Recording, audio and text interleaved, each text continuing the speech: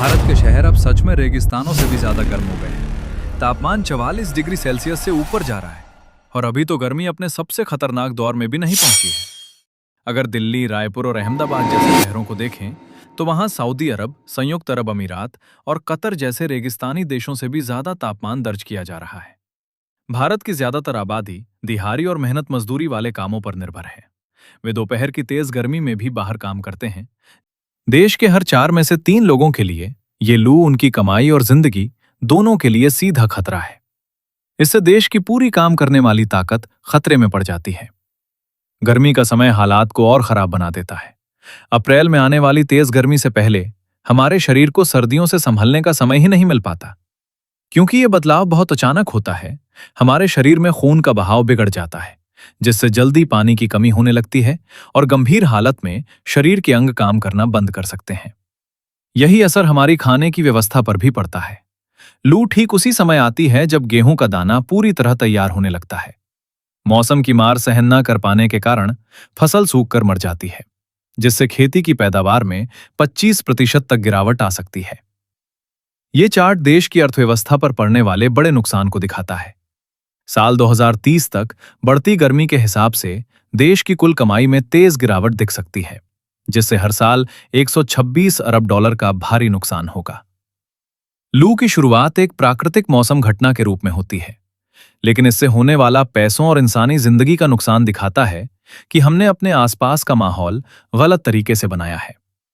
पूरे उपमहाद्वीप में इतनी गर्मी क्यों पड़ रही है, इसे समझने के लिए हमें आसमान और हवा के सिस्टम को समझना होगा।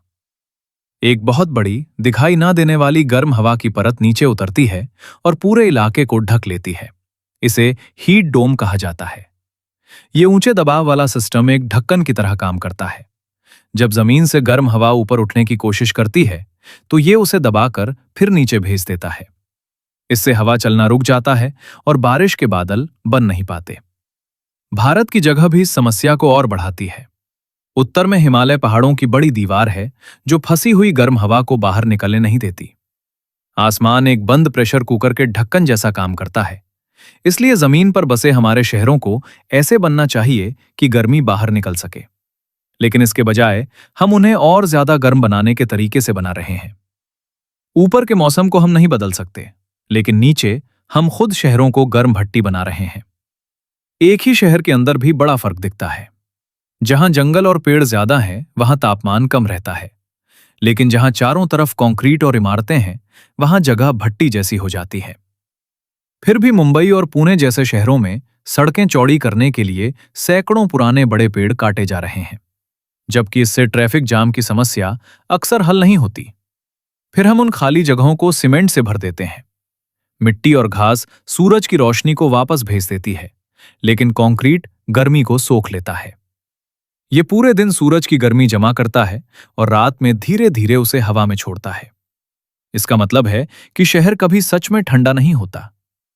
हमारे शरीर को रात में मिलने वाला आराम नहीं मिल पाता, जो तेज गर्मी से बचने के लिए बहुत जरूरी है।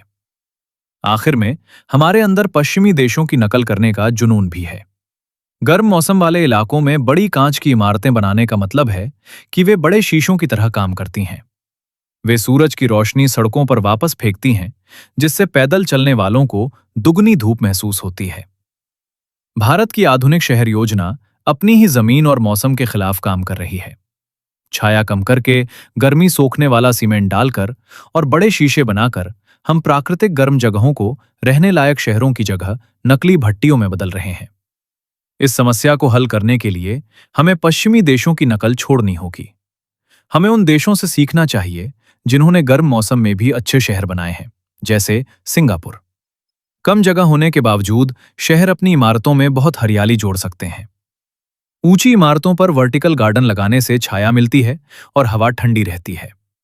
भारत में चेन्नई और गुजरात जैसे शहरों की सरकारें पहले से ही एक आसान और सस्ता तरीका आजमा रही हैं, जिसे कूल रूफ्स इनिशिएटिव कहा जाता है। लोहे और कंक्रीट की छत